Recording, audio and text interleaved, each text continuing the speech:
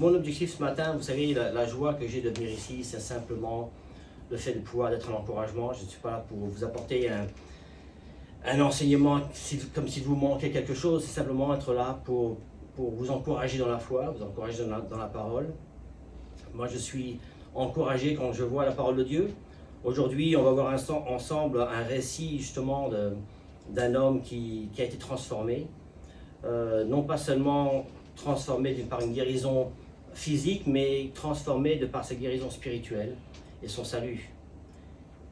Je dirais il y a deux aspects de cela. D'abord, dans un premier temps, il n'y a rien de plus décevant ou je dirais de plus décourageant que de voir un homme ou une femme qui confessent l'Éternel de leur bouche, mais ont une vie inchangée par rapport à la foi. Il n'y a rien de pire que de dire à un enfant, par exemple, lorsqu'il fait une bêtise, tu lui dis « tu ne changeras jamais ». Il y a quelque chose de très, très pesant avec l'idée qu'on n'est pas capable de changer et d'être transformé. Et de l'autre sens, on voit aussi, il n'y a rien de plus encourageant de voir une vie transformée par le Seigneur. Je pense que dans le ministère, ce qui nous apporte le plus de joie, ce n'est pas forcément une conversion qui est le point de départ, mais c'est une vie ensuite qui est transformée par cette conversion. Ça, c'est encourageant. Parce qu'on voit l'évangile de Dieu qui prend vie et qui prend racine. L'idée de transformation, c'est ce qui donne la joie, c'est ce qui donne l'encouragement aux chrétiens de savoir qu'on peut être transformé, on peut changer. Imaginez aujourd'hui si on vous disait « vous ne changerez jamais ». Ce que vous êtes aujourd'hui, vous allez l'être pendant les 20 ans à venir. Vous n'allez pas grandir en connaissance, vous n'allez pas vous améliorer, vous n'allez pas avoir plus de victoires, vous allez rester le même pendant les 20-30 années à venir. C'est déprimant. La joie de l'Évangile, c'est de savoir qu'il nous a sauvés, non pas seulement pour nous améliorer, mais pour nous transformer. Ça, c'est la joie de l'Évangile. C'est un thème récurrent dans la parole, n'est-ce pas? Vous le pensez peut-être déjà. J'ai une voix faible, donc ne dérange pas que je bois un peu en même temps. Ouais. Ça fait 3-4 mois que j'ai du mal à parler pendant longtemps. C'est jamais le problème de Jeanne. Pour ceux qui connaissent Jeanne, c'est jamais le problème de Jeanne. Hein. C'est mon problème. Jeanne, elle n'a pas changé. Elle ne ralentit pas. Donc, Romains 12. Ne vous conformez pas au siècle présent, mais soyez quoi? Soyez transformés par le renouvellement. 2 Corinthiens 3, 18, c'est un très beau passage. Nous, on va aller voir Acte 3 dans un instant. Mais il dit, nous tous qui, le visage découvert, nous contemplons comme dans un miroir la gloire du Seigneur. Nous sommes quoi? Transformés en la même image. L'idée de transformation. On n'a pas été sauvés juste pour améliorer notre vie. On n'a pas été sauvés juste pour pouvoir avoir une meilleure santé, prier pour une meilleure santé, avoir les moyens de ne pas souffrir, avoir les moyens du monde. On a été sauvés pour avoir une vraie transformation de vie. Mais la joie qui vient de cela, c'est de savoir que le Seigneur, lui, opère cette transformation-là et que dans la mesure où nous lui sommes obéissants, que nous ayons un désir, et celui qui est dans la foi a ce désir de transformation, a ce désir de changement de vie. Nous allons voir justement ce matin dans ce texte un homme, on va contraster ce matin un homme, quand on lit le texte, la beauté c'est de voir un homme qui était dans le désarroi, nécessiteux depuis sa naissance, en Actes chapitre 3. Et on va voir de là une transformation complète de vie. J'espère qu'on va pouvoir s'identifier à cet homme, non parce que nous sommes également un boiteux comme il était aussi, mais parce que nous comprenons l'essence même de l'idée de transformation. Toute une vie. La beauté de ce texte, c'est de voir un homme qui toute une vie a vécu en tant que boiteux.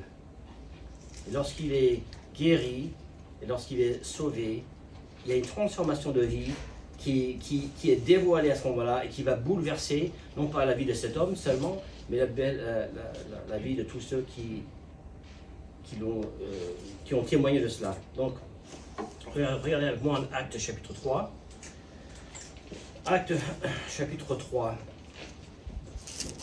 Nous avons dans le livre des Actes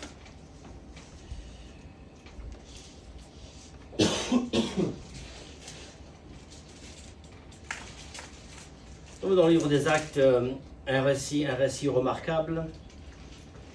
Je souligne quand même que c'est un récit qui est enraciné dans l'histoire, ce n'est pas une œuvre de fiction, comme beaucoup aimeraient le prétendre. Nous avons un récit divin, c'est-à-dire que ce sont des paroles inspirées de l'Éternel. On a un récit qui n'a pas pour but de dévoiler l'homme. Tout le récit biblique a pour but de dévoiler Dieu. Il utilise l'histoire humaine pour le faire, mais l'objectif du texte, ce n'est pas qu'on comprenne mieux qui est cet homme, qui est le boiteux. L'objectif du texte, c'est de nous faire comprendre ce que Dieu a fait de lui et ce que Dieu en a fait, et de découvrir Dieu dans toute sa gloire. Nous avons donc, dans le livre des Actes, un livre crucial, n'est-ce pas? Nous avons d'abord avec l'ascension de Christ, dans chapitre 1, nous avons vu avec cela la montée de Pierre.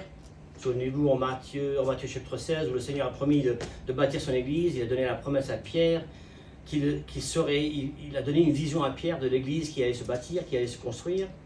Ici, on voit ce changement, on voit la transformation de Pierre d'ailleurs. On la voit ici à la fin du chapitre 1, où Pierre va prendre la parole. Et ensuite, on va voir la venue du Saint-Esprit au chapitre 2. On va voir la prédication de Pierre au chapitre 2. Après, on arrive au chapitre 3, et on voit un récit. On va voir, nous, à lire à partir du verset 1, chapitre 3. On va lire une partie de ce texte, et ensuite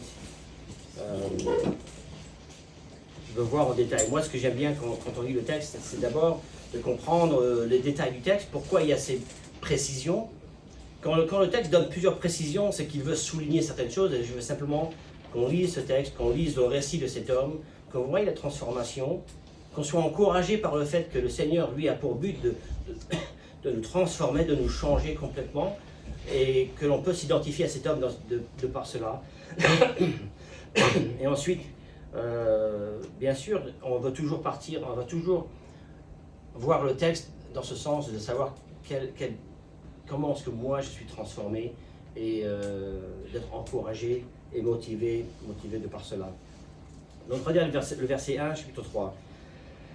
Il dit, il était 3 heures de l'après-midi, l'heure de la prière. Pierre et Jean montaient ensemble au temple.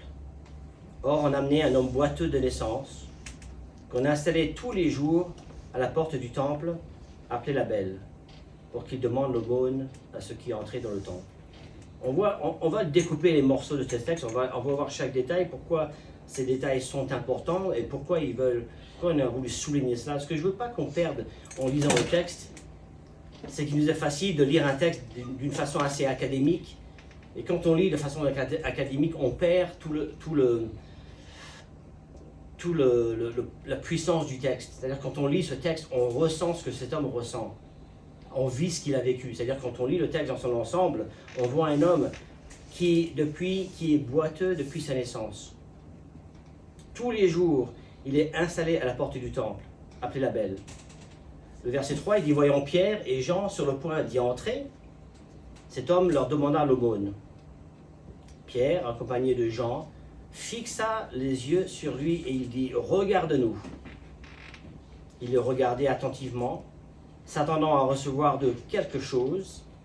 Alors Pierre leur dit, je n'ai ni argent, ni or, mais ce que j'ai, je te le donne. Au nom de Jésus-Christ de Nazareth, lève-toi et marche. Puis il le prit par la main droite et le fit lever. Ses pieds et ses chevilles s'affirmirent immédiatement. D'un bond, il fut debout et se mit à marcher. Il entra avec eux dans le temple, marchant, sautant et adressant des louanges à Dieu. Et tout le peuple le vit marcher et louer Dieu. Il reconnaissait que c'était bien celui qui était assis à la belle porte du temple pour demander l'aumône. Et il fut rempli d'étonnement et de stupeur à cause de ce qui lui était arrivé. Vous savez, au cœur de la Torah, c'est l'idée de donner de l'aumône, donner l'offrande. Que vous parlez de prendre une offrande, aujourd'hui ce matin, par vos offrandes, donner à ceux qui sont dans le besoin. Ça fait partie une partie importante de leur adoration. Donc ils venaient au temple. Donc c'était normal d'avoir non pas juste cet homme-là, mais une multitude de personnes qui étaient là à l'entrée pour pouvoir demander l'aumône. Ici on voit dans ce récit, à chapitre 3, on voit le récit miraculeux d'un homme boiteux de naissance. Il est placé à l'entrée du temple, à la porte appelée la Belle, et il dépend de la charité humaine. Il n'y a pas de gouvernement qui gouverne les besoins des plus pauvres. Il était à la merci de la charité humaine. Et c'est son seul moyen de subsister à ses besoins. Si aujourd'hui vous allez en Israël, peut-être certains d'entre vous avez eu le privilège d'y aller, vous êtes sur le mont des Oliviers, vous descendez les monts des Oliviers, vous allez passer par le jardin des Oliviers, où c'est le jardin de Gethsemane, vous allez passer par la vallée de Cédron, et là vous allez remonter à Jérusalem. La première porte, c'est la porte dorée qui entre. Quand vous passez par la porte dorée, vous allez monter sur le mont du Temple. Il y a eu des débats sur la belle porte. Est-ce que c'est la porte dorée? Je ne pense pas que c'est la porte dorée. Je pense que la belle porte, c'est la porte qui entre au parvis des femmes à l'entrée de l'enceinte du Temple. Donc quand vous montez sur le mont des Temples, il y a l'endroit, le mont où il y a les gentils qui peuvent aller là. Mais pour entrer dans le Temple même, il y a la belle porte qui entre au parvis des femmes, et ensuite au parvis des hommes, et ensuite le sanctuaire. Donc il est là en l'entrée où tous ceux qui veulent venir, tous les juifs qui vont entrer pour louer l'Éternel vont passer par cette porte, par cette belle porte. Un boiteux, il est important de comprendre qu'un boiteux n'avait pas le droit d'entrer dans le temple parce qu'il était considéré comme impur.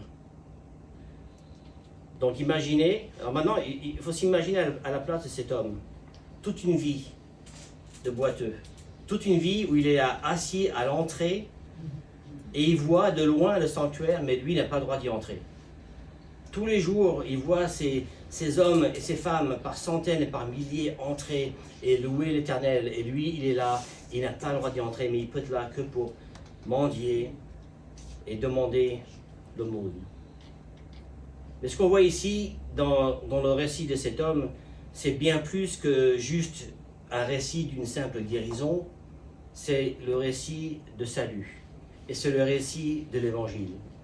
C'est ce miracle qui va susciter le message de Pierre au portique de Salomon. On va voir ça juste à la fin, en conclusion un petit peu. Où par la suite, il y aura plus de 5000 conversions. C'est ce miracle qui va susciter, dans le chapitre 4, l'opposition du Sanhédrin. C'est ce miracle qui va déranger, qui va bouleverser le monde du Temple. J'aimerais également souligner, pour nous donner un petit peu le contexte, c'est que ce miracle prend place probablement moins de 2 mois après la crucifixion. Alors ça veut dire quoi? Ça veut dire que la plupart des gens qui étaient sur le mont du Temple, qui avaient vu ce miracle, étaient les mêmes personnes qui avaient, quelques semaines auparavant, crié « Crucifie-le ». Alors c'est pour ça que les Sanhédrins sont surpris du courage de Pierre et les gens, parce qu'ils reviennent au même endroit où les mêmes personnes avaient crié quelques semaines auparavant, qui avaient mené Jésus à la croix. Donc quand on lit Actes chapitre 3, on peut oublier qu'on n'est pas loin de l'ascension, on n'est pas loin justement de la crucifixion. Alors j'aimerais voir ce récit en détail, voir pourquoi il a semblé important pour Luc, lorsqu'il a écrit le livre des Actes, pourquoi il a donné tous ces détails et pourquoi ils nous sont importants. D'abord, il précise que ce boiteux était boiteux de naissance. Verset 2 du chapitre 3, il dit « Il y avait un homme boiteux de naissance ». Dans le chapitre 4, il dit « L'homme avait été l'objet de sa guérison miraculeuse, il était âgé de plus de 40 ans ». Donc il avait plus de 40 ans, tous les jours, depuis qu'il était assez âgé pour être placé là, il a été placé là par sa famille pour mendier et pour demander l'aumône. Toute une vie. C'était important que l'auteur nous rappelle qu'il est là depuis... il n'est pas là depuis 2 semaines. Il est là depuis sa naissance. Et son problème, c'est pas un problème c'est pas un problème de santé qui est temporaire ou qui a été quelque chose qui est récent. C'est un problème de naissance. Son problème, c'est un problème de naissance, et ce handicap n'est pas quelque chose de temporaire. Pendant toute une vie, et comme je disais auparavant, pendant toute une vie, il pouvait voir le parvis, il pouvait voir le sanctuaire, mais il ne pouvait pas l'atteindre, il n'avait pas le droit. Son infirmité l'interdisait, et pourtant il le contemplait jour après jour. Je me demande combien de fois il s'est dit « Oh, si seulement moi je pouvais y entrer. Combien de fois il a demandé, il a prié qu'il soit guéri, ou il s'est demandé pourquoi moi, pourquoi est-ce que moi j'ai cette infirmité, pourquoi moi je n'ai pas la liberté d'aller dans le sanctuaire. On est rappelé, vous savez, que le problème de l'homme, c'est un problème de naissance, n'est-ce pas? Le problème de qu'est-ce que Pierre va faire immédiatement quand Pierre parle de sa conversion, de sa guérison, il va immédiatement basculer sur sa conversion. Cet homme va être guéri et il va être sauvé par la foi. Et c'est ce témoignage de foi qui va bouleverser ce mont du temple. On est rappelé que notre problème, n'est-ce pas, est un problème de naissance. On est tous nés dans le péché, comme nous le dit David. C'est notre naissance, et c'est depuis notre naissance que nous sommes séparés de Dieu. Beaucoup de gens, quand ils viennent au Seigneur, ils pensent qu'ils ont simplement certaines corrections à faire. S'ils peuvent simplement corriger certaines choses. Je me souviens d'avoir témoigné à une jeune femme qui disait, oui, je suis intéressé aux choses spirituelles, mais laissez-moi d'abord, je vais d'abord régler ma vie. Elle a dit, je vais d'abord arrêter de fumer, je vais arrêter de faire ceci, je vais me débarrasser de mon petit copain, parce que là, on vit en concubinage, je vais régler ma vie et ensuite je viens au Seigneur. Mais non, le problème, c'est que le problème, c'est un problème de fond, c'est un problème de naissance. Et le besoin, c'est comme Jésus a dit à Nicodème, n'est-ce pas? Il faut que tu sois né de nouveau. Le problème n'est pas limité au fait que je fais de bonnes choses ou que parfois j'en fais de mauvaises. C'est un problème de naissance qui nécessite une nouvelle naissance. Pierre dira à la foule un peu plus tard, il dit, mais pourquoi est-ce que vous êtes étonnés? La puissance de ce miracle va démontrer la puissance de celui qui a le pouvoir de sauver l'homme dans le but d'une transformation complète. Dans la même mesure où la guérison de cet homme sera complète et va transformer sa vie, dans cette même mesure, Dieu nous appelle non seulement par la foi d'être sauvés, de manière à vivre une transformation complète. Il dit qu'il est là depuis sa naissance, il dit le boiteux était là quotidiennement dans le verset 2. On installait tous les jours à la porte du temple, appelé la Belle. Et il était là tous les jours. Je me demande combien d'années il est là dans les... Bon, heureusement pour lui en Israël, oui, il ne fait pas un temps parisien. Donc, il n'y avait pas la grisaille et le froid, peut-être comme régulièrement, comme nous avons dans nos pays, mais il était là tous les jours, dans les bons et dans les mauvais jours. Tous les jours, quelqu'un de sa famille, un ami, le déplaçait, allait et le déplaçait là, pour qu'il fasse l'aumône. Pendant de longues années, c'est pour cela il insiste sur ce fait que depuis sa naissance, qu'il était là tous les jours, parce que lorsqu'il est guéri, tous le savent. Pourquoi? Parce que tous le connaissent. Imaginez, vous êtes quelqu'un, un homme de 25-30 ans, vous allez au temple avec votre père depuis toutes ces années, tous les jours vous avez vu qui? Ce même homme en train de mendier. C'est ce même boiteux qui était là, toute votre vie, vous connaissez ce boiteux. Mais c'est un peu comme les sans-abri, on passe et on ne les voit pas. On les passe et à un moment donné on ne les entend plus, on ne les voit plus. Ils font partie du paysage, mais il n'y a rien de personnel et on continue notre chemin. La première fois, peut-être on est interpellé. La première fois, on dit « Oh, papa, c'est dommage, regarde-le. » Et peut-être on lui donne quelque chose, mais au fil des années, on ne le voit plus, on ne l'entend plus. C'est pour cela que lui, quand il est guéri, tout le monde le connaissait. Parce qu'il avait été là depuis tellement longtemps. Dans le chapitre 3, un peu plus tard, dans le verset 10, il dit « Ils reconnaissent que c'était lui qui était assis à la belle porte du temple pour demander l'aumône. » Tout le monde l'avait reconnu. Le boiteux est guéri. Et la nouvelle s'est répandue comme un feu de paille. Et un peu plus tard, lorsque les Sadducéens veulent le punir, les pharisiens, dans le chapitre 4, ils veulent le punir Pierre et Jean parce qu'ils ont causé tellement de chahuts avec cela. Ils ont réalisé on ne peut rien faire, on voit ça un peu plus tard dans le chapitre 4. Ils font des menaces à Pierre et Jean, ils les relâchèrent, ne sachant comment les punir, à cause du peuple, parce que tous glorifiaient Dieu de ce qui était arrivé. L'impact vient du fait que tous savaient tous savaient qui il était avant la guérison, et tous ont vu ce qu'il est devenu. Moi, quand je vois cet homme et je vois cette transformation, je me demande si, lorsque le salut est entré dans ma vie, si cette transformation était évidente de tous ceux qui me connaissaient. Est-ce que les gens ont dit waouh? Parce que je connais des gens qui ont vécu des transformations de vie complètes, et leur famille, leur entourage. Moi, mon père, vous savez, Emmanuel parlait du témoignage. Je suis chrétien d'une deuxième génération. Mon père était la première génération. C'est-à-dire que mon père avait environ 12 ans lorsque quelqu'un a frappé à sa porte, l'a invité à venir à l'église. C'était à l'époque où, dans son quartier, l'église passait un car, comme un car scolaire, pour ramasser les enfants qui voulaient aller à l'église. Et mon père a été invité à venir à l'église et il est allé à l'église. De là, il s'est converti, un jeune enfant, un jeune de 12 ans. De là, ses parents, éventuellement, sont venus voir ce qui se passait à l'église, parce qu'ils lui ont permis à l'église. Ses parents se sont convertis.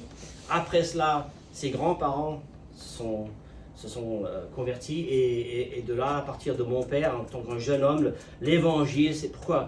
Parce qu'ils ont vu dans mon père quelque chose a changé. Il y a une transformation, et ils sont venus voir quelle transformation a pris place. Je dirais que le défi dans beaucoup de nos églises, et je dis cela peut-être particulièrement dans des églises où on a des cultures chrétiennes, on est de deuxième ou troisième génération, c'est qu'on voit des gens qui viennent au Seigneur, mais on ne voit aucune transformation. Oh, le dimanche, ils sont peut-être ici le dimanche dans une église, mais au sein de leur travail, au sein de leurs écoles, avec leurs collègues, ils ne voient rien n'a changé. C'est la même personne. Ils n'ont pas un tempérament différent, ils ne sont pas plus joyeux qu'avant, ils ne sont pas moins misérables qu'avant, ils se plaignent des mêmes choses, ils ont les mêmes habitudes. Il n'y a pas un bouleversement qui dit mais qu'est-ce qui lui est arrivé? Qu'est-ce qui a changé? Là, tout le monde est venu. Quand Pierre s'est mis à prêcher au portique de Salomon, hein, juste après cet événement, tout le monde est venu voir mais qu'est-ce qui s'est passé? Parce que non seulement cet homme a été guéri, mais il s'est levé. La première chose qu'il a fait, on va voir dans un instant, c'est qu'il est entré dans le temple. La troisième chose que je souligne, et encore, on est en train de décortiquer un petit peu ce passage. Il est là depuis sa naissance, il est là quotidiennement, maintenant il a plus de 40 ans, le texte nous le dit. On voit également que le boiteux ne pouvait rien faire d'autre que de plaider. Dans le verset 2, dans le verset 10, il souligne que cet homme ne pouvait que demander l'aumône. Ce boiteux n'avait rien à offrir. Il n'était pas là en train de dire je travaille pour la nourriture, je travaillerai pour l'argent.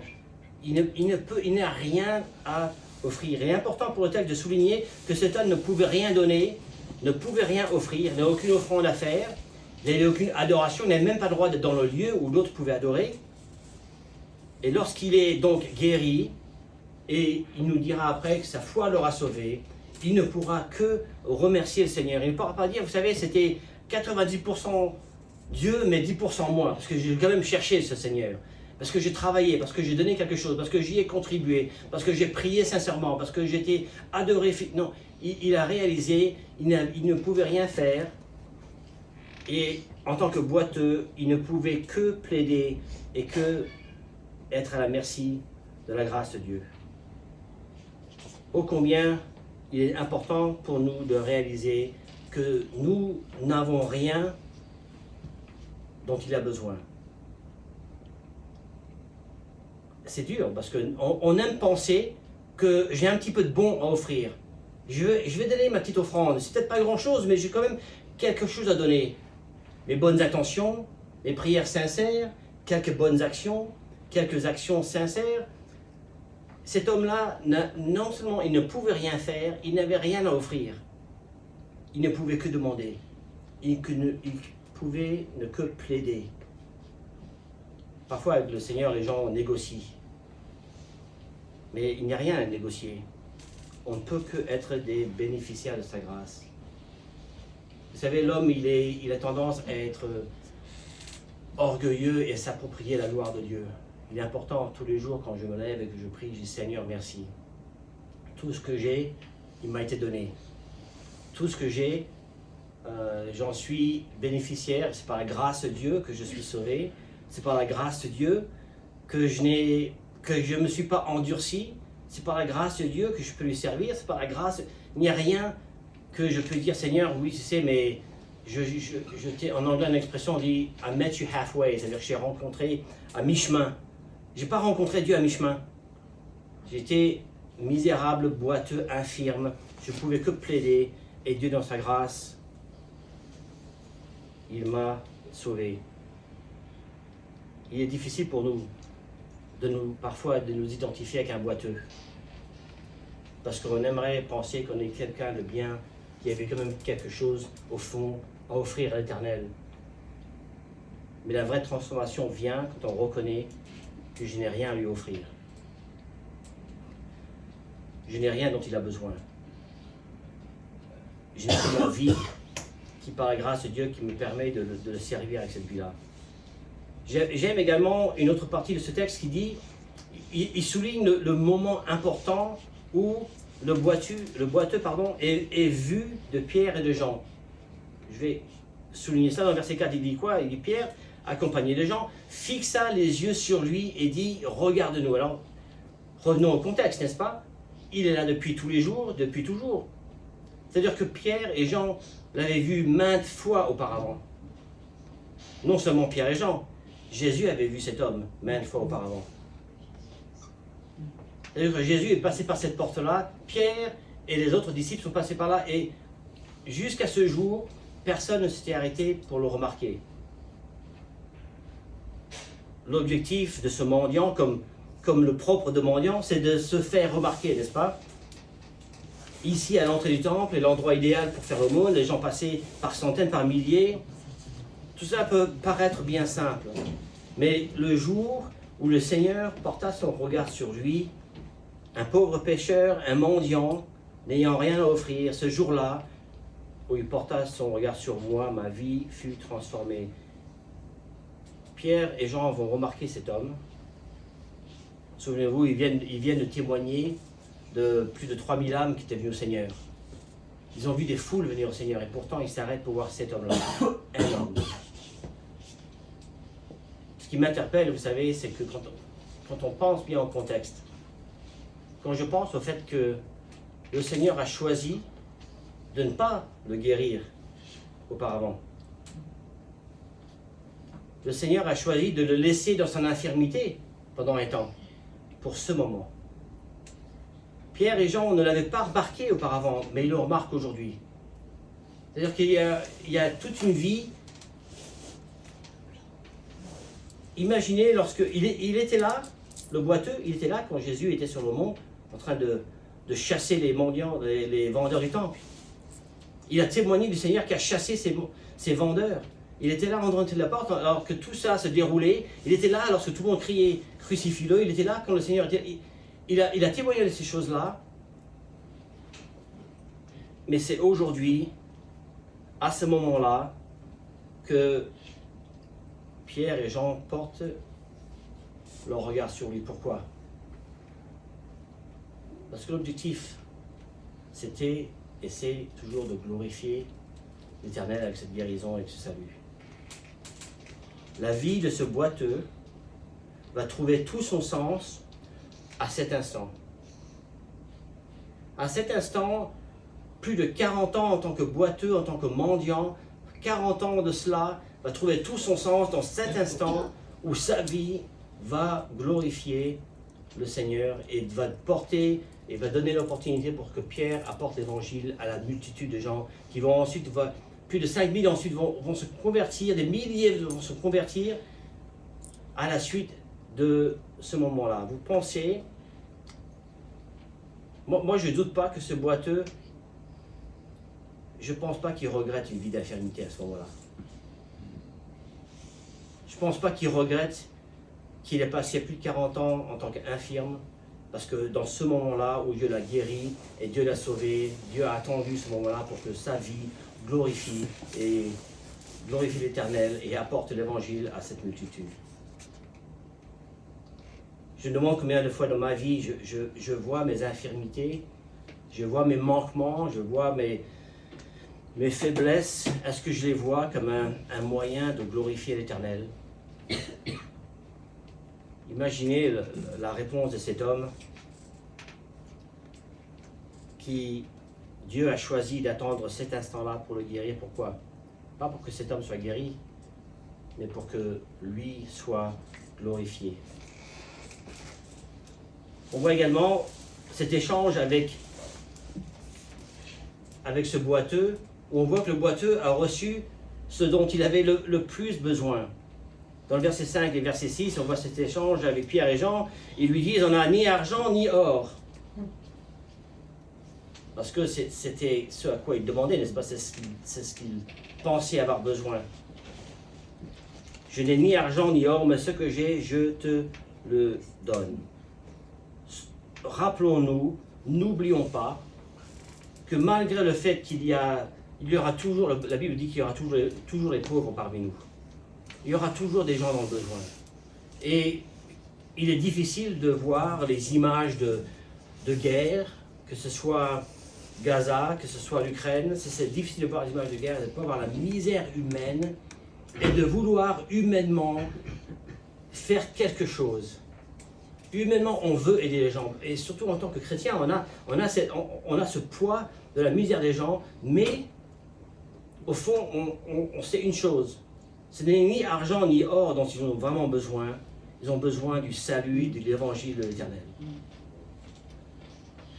Parfois, on peut être vite pris par ces besoins humains qui sont là, et c'est totalement légitime d'aider à nourrir quelqu'un qui a faim, de donner un manteau à quelqu'un qui a besoin de réchauffer, absolument. Mais n'oublions pas que le besoin essentiel de tous les hommes et de toutes les femmes, c'est de connaître Dieu, et seul lui peut satisfaire. Je peux donner aux gens, on peut les satisfaire avec une maison, avec un salaire minimum, avec un revenu minimum, avec accès à l'état de santé, avec les soins, etc. On peut donner tout cela aux gens, cela ne va pas satisfaire. Il n'y a que Dieu qui satisfait, il n'y a que l'Évangile qui satisfait. Et éventuellement, rien ne va changer l'homme, rien ne va transformer l'homme si ce n'est l'Évangile de Dieu qui transforme l'homme. Je sais, humainement, on se dit, mais écoute, on dit ça à nos enfants, n'est-ce pas? Je n'ai une maison, je n'ai à manger, je me suis pris bien soin de lui, et après ils sont ingrats. Ben oui, parce que ce n'est pas... Parce que le vrai besoin de l'homme, c'est qu'il connaisse l'Évangile. Et là, alors il y a une reconnaissance qui n'est pas simplement une reconnaissance mondaine, je dirais, mais spirituelle. Verset 7 et verset 8. Il prend beaucoup de temps dans ce texte pour préciser que le boiteux est complètement guéri. Il prend beaucoup de temps pour préciser dans le verset 7, verset 8, plus tard dans le verset 16. Il part immédiatement, ses pieds et ses chevilles devinrent fermes, il fut debout, il se met à marcher. Dans le verset 16, il dit, c'est la foi en lui qui a donné à cet homme une entière guérison. Donc il souligne plusieurs fois à quel point cette guérison était complète. Le Seigneur ne guérit pas partiellement, de façon incomplète, de façon temporaire, il guérit toujours complètement. Et le texte insiste sur ce sujet. Mais il en est de même pour le salut. Dieu ne sauve pas partiellement, mais il sauve entièrement. Certes, il y a une vie à vivre conforme à son image, par la grâce de Dieu. Vous savez que quand François il parle du fait que ces jours sont limités, vous savez, la joie de retrouver le Seigneur, ce n'est pas la joie simplement de ne plus souffrir physiquement, de ne plus avoir de peine, la joie de connaître le Seigneur, c'est d'avoir finalement cette finalité d'être transformé en l'image de Dieu. De ne plus lutter contre la chair, de ne plus lutter contre les désirs qui sont contraires à Dieu. La joie de se retrouver avec le Seigneur, c'est d'avoir une guérison qui est complétée, qui est finalisée dans le Seigneur, et cette joie d'être comme lui. Mais j'aimerais souligner que dans cette guérison, le boiteux est entièrement transformé. Je voudrais voir quelques évidences de cela dans ce texte, comment on voit que ce boiteux est transformé. D'abord, on voit dans le verset 6-7, il dit « Lève-toi et marche ». il prend par la main, il le fit lever. Ne pensez-vous pas qu'il aurait été étrange si il guérissait ce boiteux et ce boiteux dit, vous savez, merci beaucoup, mais je vais rester là assis un moment. C'est bien, je vois bien que tu m'as guéri, mais je vais y réfléchir maintenant. Parce que on ne va pas se précipiter. Je ne veux pas que je sois trop zélé, n'est-ce pas? Je vais rester un petit peu là et je vais... Non, il était évident qu'il va se lever et qu'il va marcher. Mais vous savez, mes amis, de même, lorsqu'une âme est sauvée, il est naturel de sa part, de par sa nouvelle nature, qui désire se lever et qui désire marcher dans une nouvelle vérité de vie. Le contraire nous ferait penser que la personne n'est pas guérie. Si le boiteux avait été guéri, mais qu'il décide de rester assis, on s'est dit, peut-être qu'il n'était pas vraiment guéri. Alors je vous dis que lorsque quelqu'un confesse l'Éternel, mais qu'il choisit de ne pas vivre différemment, on est en droit de demander, est-ce qu'il a vraiment été converti? Parce que la transformation et l'objectif, c'est qu'il soit et qu'il vit cette transformation de vie. La foule n'aurait rien remarqué s'il n'avait pas changé, s'il ne s'est pas levé. Et si je vais attendre parce que je ne veux pas être sujet, parce que je n'aime pas attirer l'attention sur moi, j'aimerais pas que les gens remarquent parce que tout le monde va en parler. J'aime pas qu'on ait le regard sur moi, j'ai l'habitude que les gens ne me remarquent pas, n'est-ce pas? Je suis celui qui est ce mendiant que les gens ne voient pas. J'aimerais rester un petit peu... Non. Cette transformation complète, il se lève et il marche.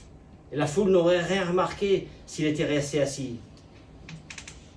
Alors je souligne simplement quelques évidences d'une transformation, de sa transformation d'abord. Il dit dans verset 8 qu'il fait ce bond debout.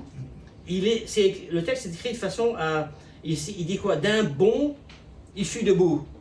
C'est-à-dire que il n'a pas dit attends, je vois, ça marche bien, je mets le plan. Il s'est levé d'un bond. On voit ce zèle, cette anticipation de ce moment-là, toute une vie vécue, ne pouvant louer Dieu. Maintenant d'un bond, il se lève. C'est ce qu'il attendait. On voit l'émotion de ce moment. Et qu'est-ce qu'il fait après dans verset 8? Il dit, tout de suite, il fait quoi? Dans verset 8, d'un bond, il fait quoi? Il se mit à marcher. Et qu'est-ce qu'il fait après? Il entre dans le temple. Il n'est pas allé voir maman. Il n'est pas allé voir ses amis. Il n'est pas allé voir la famille. Il fait ce qu'il avait à cœur de faire pendant tellement longtemps. À ce moment-là, il fait ce bond, il se lève, il marche et il rentre dans le temple. Cet infirme qui n'avait pas le droit d'y entrer, à cause de cette infirmité, aujourd'hui peut entrer transformé.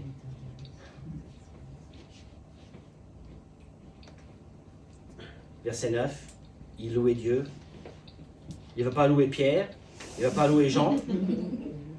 Il sait qui l'a sauvé. Il loue Dieu.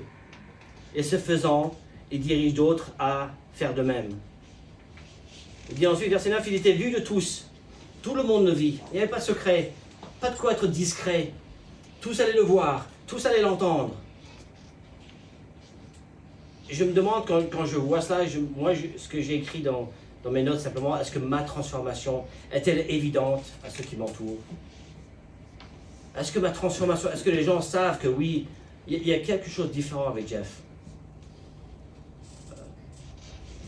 Vous savez, les gens le savent. Quand vous avez une vie changée, les gens le savent. Et à un moment donné dans leur vie, ils viendront vous demander pourquoi vous êtes différent. À un moment de difficulté peut-être. Lorsque j'étais ici à Morigny, une de nos voisines, sa cousine, je crois qu'elle a eu un accident sur la route entre Étampes et ici. Sortie de route, elle a été tuée. Elle était jeune. La voisine est venue nous voir. On prie pour elle. Elle ne connaissait pas le Seigneur. Elle connaissait très peu de notre foi. Mais elle savait, il y a quelque chose de différent avec Jeff et Jeanne, que si j'ai besoin de quelqu'un... Et elle ne savait même pas quoi demander. Elle savait simplement qu'il y avait quelque chose de différent avec eux. Et elle est venue chercher consolation. Verset 11, il dit, il s'accroche à Pierre et à Jean. Ne quittez pas Pierre et Jean. Ce désir maintenant d'être avec eux, je suis sûr qu'il va faire partie de l'église qui se réunit, et ça on le voit ça un peu plus tard dans le chapitre 4 également. Et on voit également à la fin, il suscite l'étonnement. Il suscite l'étonnement.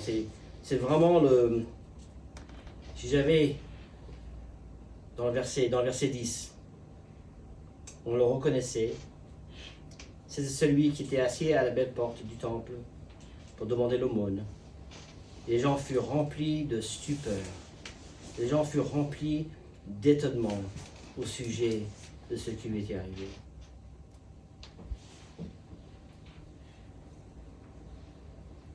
Vous savez, je suscite l'étonnement lorsque ma vie est contraire à la logique humaine. Vous avez remarqué que la logique biblique est souvent le contraire exact de la logique humaine, n'est-ce pas? Lorsque j'agis, je suscite l'étonnement, lorsque j'agis de façon contraire à la logique humaine, lorsque je pardonne au lieu d'être rancunier, lorsque je suis tendre face à une situation qui pourrait m'endurcir, lorsque j'aime au lieu d'haïr, lorsque je soumets le bien-être d'un autre au-delà du mien, toutes ces choses-là suscitent l'étonnement d'un monde qui ne comprenne pas cela, qui ne l'ont pas vécu. Mais j'aimerais pour terminer juste voir deux choses qui vont suivre. Moi, ce que je vous encourage de faire, c'est simplement, peut-être cet après-midi, en soirée, de relire ce miracle et la prédication de Pierre qui va suivre. Il y a deux choses simplement. Ce miracle, cette guérison, cette conversion de ce boiteux va susciter deux événements puissants dans la vie de l'Église. La première, ici, on le voit dans le verset 11 au verset 26, jusqu'à la fin du chapitre. Tout le peuple était étonné, accourut vers eux, le verset 11, au portique de Salomon. Le portique de Salomon, c'est autour du parvis du mont du temple. Il y avait ce portique, il y avait de l'ombre. Pierre va prêcher à cet endroit-là. Comme j'ai dit auparavant, souvenons-nous, quelques semaines auparavant, ces mêmes personnes, cette même foule, étaient de ceux qui ont crié « Crucifie-le ». C'est pour ça que Pierre, quand il prêche, il va leur dire quoi? Jésus que vous avez livré et renié devant Pilate, qui était David, qu'on le relâchait, vous avez renié le Saint-Esprit, vous avez demandé qu'on vous accordât la grâce d'un meurtrier. Alors lui, Pierre maintenant va prêcher. On pourrait voir toute la vie transformée de Pierre, n'est-ce pas? Cet homme qui était impulsif à un moment donné, qui renie le Seigneur à un moment donné. Maintenant, on voit une vraie transformation de Pierre. Il va prêcher à cette même foule. Pourquoi êtes-vous étonnés, dit-il? Celui qui guérit est celui qui sauve, et c'est par la foi en lui qu'il a donné à cet homme cette entière guérison, et il leur appelle à se repentir. Et ensuite, à cause de cette réaction-là, souvenez-vous, il est sur le mont du temple, juste en dehors du temple. Alors qu'est-ce qui se passe à l'intérieur du temple? Les prêtres sont jaloux. C'est comme si Emmanuel prêchait ici, et puis il y avait une foule dehors qui écoutait un autre prédicateur. Voilà, alors Emmanuel est là, mais il dit, mais qu'est-ce qui se passe dehors? Parce que la foule est là-bas. Et donc, eux, ils sont agacés, ils le disent, ils sont mécontents, dans le chapitre 4. Donc on voit d'abord la foule et les multitudes qui se convertissent suite à cet événement-là, et ensuite on voit le sang et le rein, chapitre 4. Ils ont fait un tel chahut sur le mont du temple que survinrent les sacrificateurs, le commandant du temple, les Sadducéens, mécontents. Chapitre 4, versets 1 et 2. Et là aussi, Pierre et Jean se retrouvent devant certaines des mêmes personnes qui ont envoyé Jésus à la croix. Ils donnent un des versets les plus puissants de l'Évangile, chapitre 4, verset 12. Il leur dit, il n'y a de salut en aucun autre. Il n'y a sous le ciel aucun autre nom qui a été donné parmi les hommes, par lequel nous devrions être sauvés. Et lorsque l'ordre est donné de ne plus proclamer l'Évangile, ils répondent, Pierre et Jean répondent, nous ne pourrons pas ne pas parler de ce que nous avons vu et de ce que nous avons entendu. Une vie sauvée, une vie transformée, parce qu'ils ont vu, parce que ce qu'ils ont entendu et ce qu'ils ont cru, ne peuvent vivre autrement qu'à la lumière de cette transformation. Une des évidences de la foi, et j'ai entendu un débat entre un athée et un historien récemment justement, et l'homme disait, une des évidences de la foi, de la véracité du texte, c'est que tu as les disciples de Jésus qui étaient prêts à être tués et mis à mort pour la foi. Il dit, ce n'est pas cohérent et logique que si ces hommes défendaient un mensonge, qu'ils seraient prêts à mourir pour un mensonge. La raison que ces disciples, à part Jean qui a vécu bien plus âgé pour pouvoir donner cette révélation de l'Apocalypse, les autres ont été martyrisés, ont été tués. Pourquoi? Parce qu'ils ont vécu une vraie transformation qui ne pouvaient pas faire autrement que de vivre leur foi jusqu'au bout. Alors moi je vous demande simplement, mes amis, c'est votre vie a-t-elle été transformée par l'Évangile, tel ce boiteux que vous étiez? Marchez-vous dans une vérité, dans la vérité transformée en nouveauté de vie? Il n'y a rien de plus puissant, de plus efficace en ce qui concerne le message de l'Évangile qu'une vie transformée. Alors je reviens sur la question d'Emmanuel au début. Pourquoi sommes-nous reconnaissants? Moi je suis reconnaissant pour le salut de Dieu, non pas parce que c'est un salut qui nous sauve d'une condamnation éternelle, mais c'est un salut qui nous donne l'opportunité d'être transformés à l'image de Dieu. Cette transformation, elle apparaît dans les façons bien simples, bien mondaines, dans les petites choses, mais elle est une démonstration puissante de l'évangile de Dieu dans ma vie. C'est ça la joie que nous avons, d'être transformés à son image jour après jour. Donc, je remercie Seigneur pour cette Église, oui, pour la fidélité des uns comme eux qui prêchent la parole jour après jour, semaine après semaine, pour ceux qui viennent, qui servent, qui soutiennent, qui par en présence proclament l'Éternel, que notre transformation de vie transforme non seulement nos vies, mais bouleverse ceux qui nous entourent également. Et que nous fassions pour la grâce et pour la joie, pour la gloire de Dieu. Prions, terminons. Seigneur, quelle joie, quelle grâce qui nous permet d'être transformés à ton image.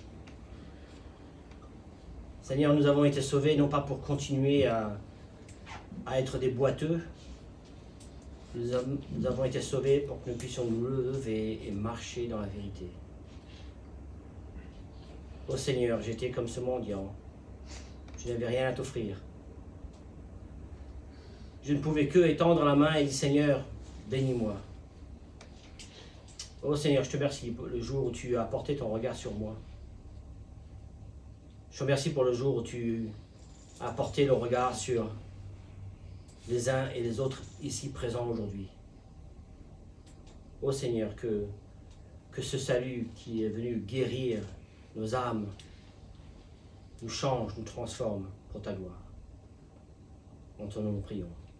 Amen. Amen.